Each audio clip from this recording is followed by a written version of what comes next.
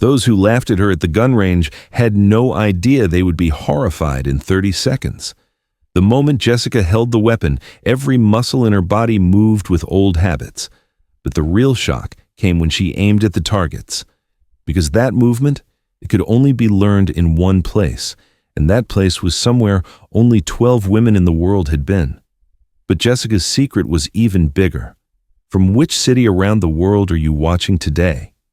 If this story moves you, please subscribe to Rising Life Stories to help us share more rising life stories. Jessica Martinez looked exactly like what she appeared to be, a 48-year-old suburban mom picking up a new hobby. She'd signed up for the weekend shooting course at Precision Gun Range in Phoenix, Arizona, wearing khaki pants, a polo shirt, and sneakers that screamed, "Soccer Mom." The instructor, Mike Rodriguez, had seen hundreds of first-timers over his 15 years running the range. Jessica fit the profile perfectly. Nervous energy, lots of questions, and the slightly overwhelmed expression of someone stepping outside their comfort zone. "First time shooting?" Mike asked as Jessica approached the check-in counter. "Yes," she replied, her voice carrying just the right amount of uncertainty. "I've been thinking about it for months." Jessica asked all the questions a newcomer would ask. How loud will it be? What if I can't hit anything? Is it scary the first time? At 11 a.m., Jessica's class began with 8 other students. Among them was Brad Thompson, a 35-year-old real estate agent who made several comments about natural shooting ability. "Women usually have trouble with the recoil," Brad mentioned loud enough for Jessica to hear. "Something about upper body strength." Jessica smiled politely and said nothing, but something flickered behind her eyes, a flash of amusement that would have been telling to anyone who knew what to look for. Mike began with fundamental safety rules, demonstrating proper stance, grip, and sight alignment. Jessica watched intently, occasionally asking clarification questions that reinforced her beginner status. But her questions were unusually specific, focusing on technical details that most newcomers wouldn't think to ask. When Mike called for the first round of shooting, the range filled with the expected chaos of beginners. Shots went wide, people flinched dramatically, and there were nervous laughs as people missed their targets entirely. Brad's first shot hit the target, though well outside the center rings. "Not bad for a first try," he announced proudly. Jessica waited her turn, watching others carefully. When Mike nodded to her, she raised her pistol with what appeared to be careful concentration. Her stance looked textbook, perhaps a little too textbook for a complete beginner. Her first shot rang out. Perfect center. Mike glanced over, mildly surprised. Her second shot, center again, slightly overlapping the first hole. By her third shot, Mike was paying closer attention. 3 shots, all within a 2-inch group in the center of the target. "Nice shooting," Mike said, approaching her lane. "You sure you haven't done this before?" Jessica looked genuinely pleased. "Really? I wasn't sure if I was doing it right. It feels natural, I guess." Over the next 30 minutes, Jessica continued to demonstrate remarkable, natural ability. Her groups were consistently tight, her form was improving with each round, and she seemed to absorb corrections instantly. But something was bothering Mike. Her improvements weren't random. They were systematic, progressive, as if she was gradually allowing herself to perform better rather than actually learning. And her breathing. Experienced shooters developed specific breathing patterns that took months to master.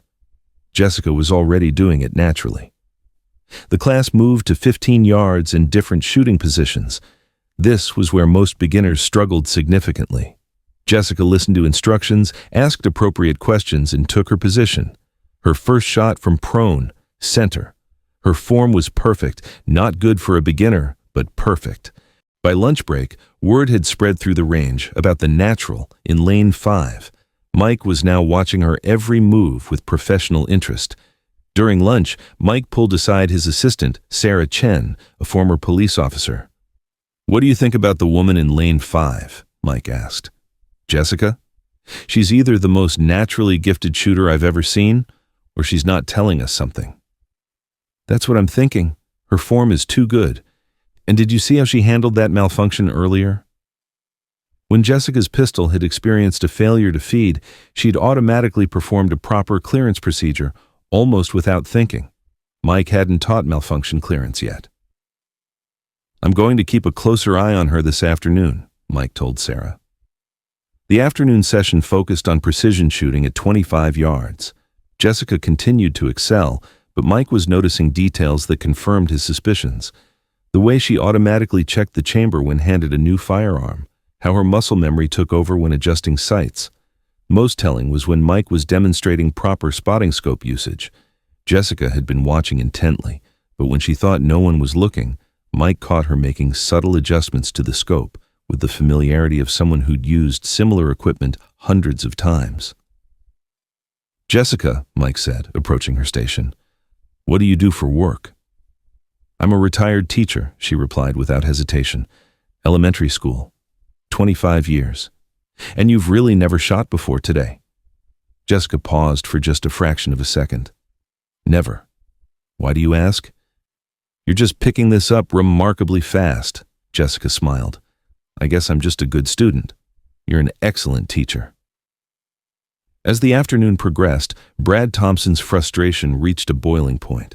Despite his confidence, his shooting had barely improved, while Jessica continued to outperform everyone by a significant margin. "I don't get it," Brad complained. "She's making it look easy. Must be nice to have natural talent." Jessica looked over at Brad's scattered target. "Don't worry about it. Everyone learns at their own pace. I'm sure you'll get the hang of it." The condescending tone was the final straw for Brad. "You know what?" Brad said, raising his voice. "I think there's something fishy going on here. Nobody shoots this well on their first day. Nobody." Mike stepped over. "Brad, some people do have natural aptitude."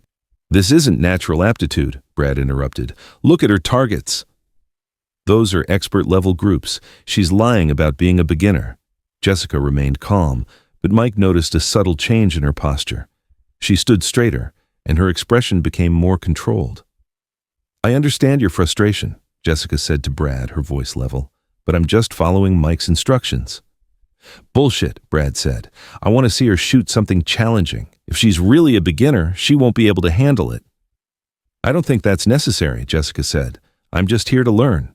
"Because you know you can't do it," Brad pressed.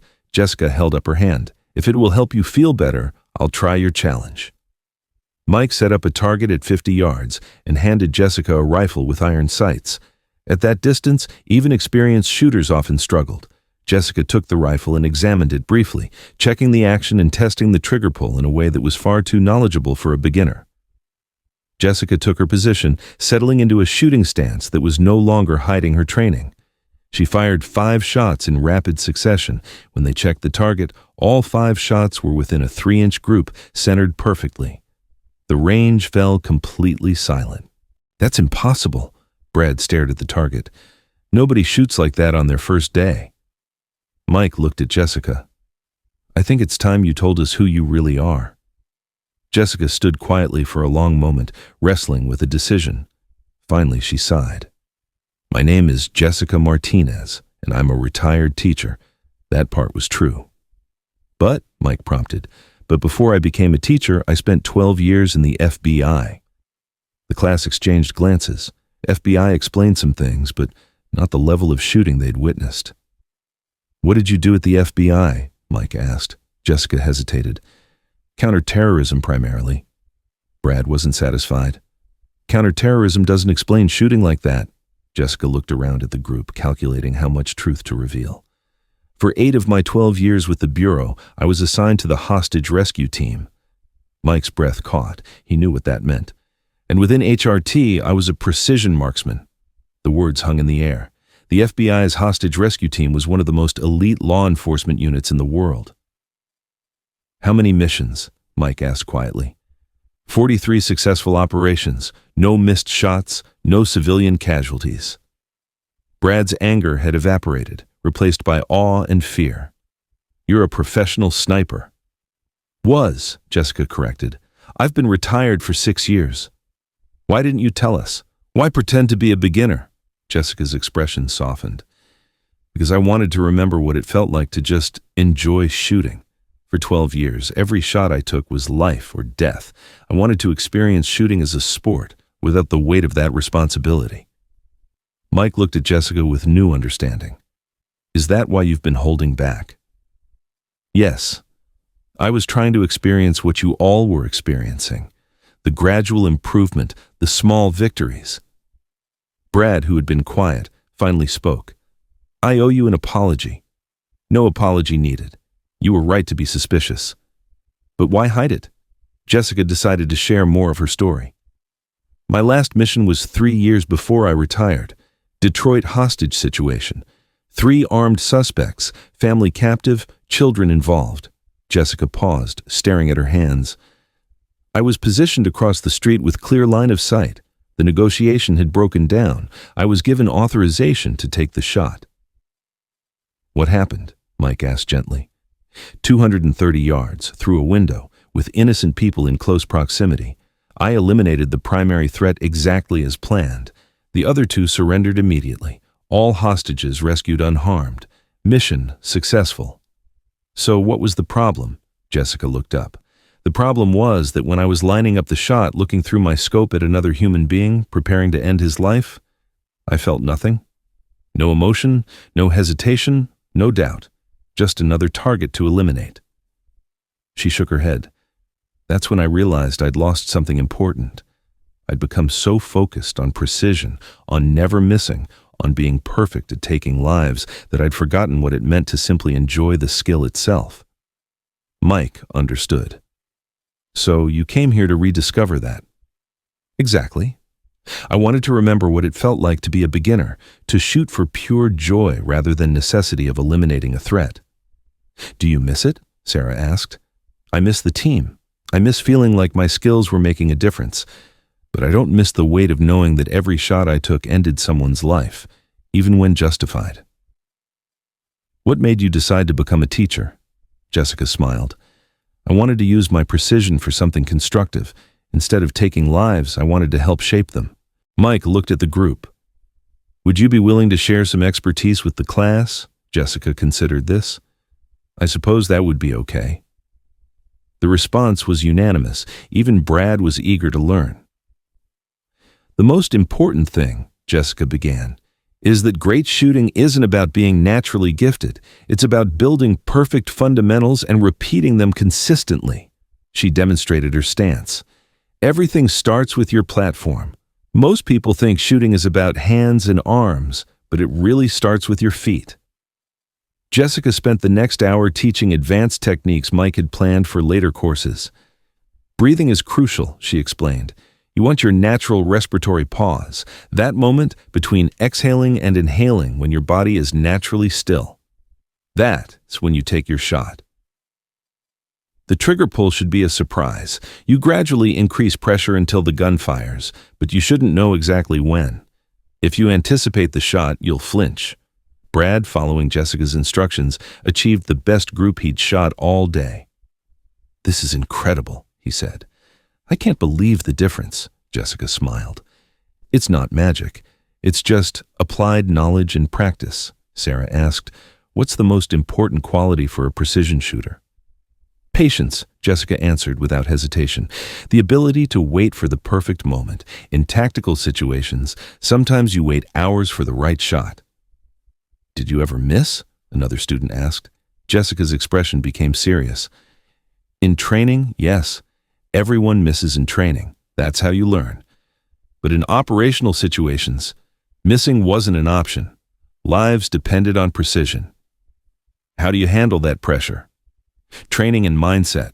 You train until fundamentals become automatic, so muscle memory takes over when stress levels rise, and you develop the ability to compartmentalize, to focus only on technical aspects while blocking out everything else. She looked around. But that's also what I had to unlearn when I retired. I had to remember how to shoot without that intensity, how to enjoy the process rather than just focusing on outcome. As the day wound down, Mike gathered the class for final debrief. What did everyone learn today? Brad spoke first. I learned not to make assumptions about people, and that real skill comes from training, not natural talent. Jessica listened to their reflections, genuinely moved. What about you, Jessica? Mike asked. For the first time in years, I remembered what it felt like to shoot just for joy, she replied. And I learned that sharing knowledge can be as rewarding as applying it. Brad stepped forward. Jessica, I apologize for my behavior earlier. Your challenge was exactly what I needed, Jessica replied. It forced me to stop hiding and be honest. Would you be interested in becoming an assistant instructor? Mike asked. Jessica smiled. I think I've found a way to use my experience for something positive. 6 months later, Jessica had become a regular instructor at Precision Gun Range. Her classes were booked weeks in advance, attracting students from across the state. But Jessica instituted unusual rules. No tactical scenarios, no combat discussion, pure focus on sport and craft. Shooting is a discipline, she'd tell students. It requires patience, practice, and respect. Brad had become one of her most dedicated students, developing into a skilled marksman and learning humility. Meeting you changed how I think about everything, he told her one day. That's the real lesson, Jessica replied. The shooting is just the vehicle. 1 year later, Jessica stood teaching a new group of beginners in the same lane where she'd revealed her identity. How do you know when you're ready for advanced training? A student asked. When you understand that advanced techniques are just basic techniques performed perfectly, Jessica replied. Do you ever miss your old job? Jessica looked at her students. I miss the teamwork and purpose, but I've found new purpose here. Instead of being precisely deadly, I'm teaching people to be precisely skilled. Mike approached after class. Any regrets about giving up your secret identity? The only regret is that I waited so long to be honest, Jessica said. The real Jessica Martinez is much more interesting than the fake one.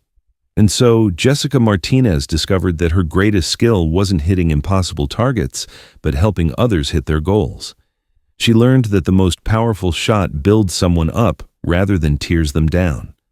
Her story reminds us that expertise often hides behind ordinary appearances.